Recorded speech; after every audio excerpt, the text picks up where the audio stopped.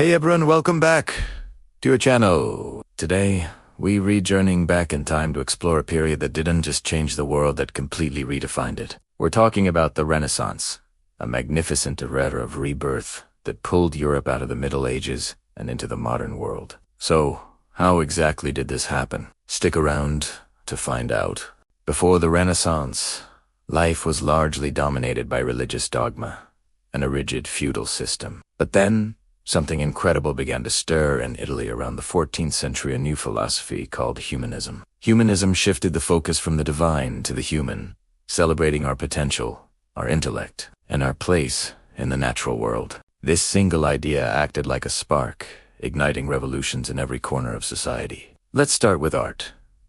Think of the names Leonardo da Vinci and Michelangelo. Before them, art was often flat and symbolic. But Renaissance artists became obsessed with realism. They studied human anatomy to portray the body with breathtaking accuracy. They mastered techniques like perspective to create convincing three-dimensional spaces on two-dimensional surfaces. Suddenly, art wasn't just about illustrating religious stories. It was a celebration of human beauty and the world around us. This was more than just a new style. It was a new way of seeing. This spirit of observation didn't stop at art.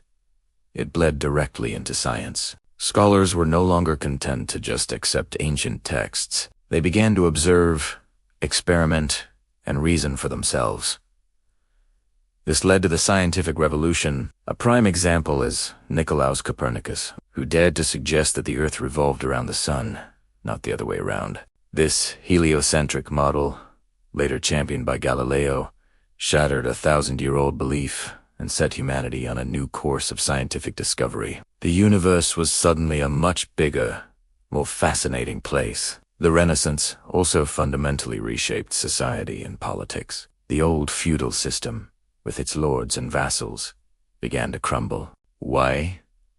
The rise of commerce and trade. A new, powerful merchant class emerged, creating wealth not from land, but from business. This laid the groundwork for modern capitalism, banking, and accounting systems that we still use today. Cities like Florence and Venice became bustling hubs of innovation and finance, and modern diplomacy was born as these city-states needed to negotiate and manage their relationships. Of course, when you start questioning everything, it's only a matter of time before you question the highest authority of the day: the Church. The humanist focus on individual thought and the scientific methods demand for evidence led many to challenge the Church's long-held power. This intellectual ferment helped create the conditions for the Protestant Reformation, a movement that would permanently splinter Western Christianity and redefine the relationship between individuals, states, and religion.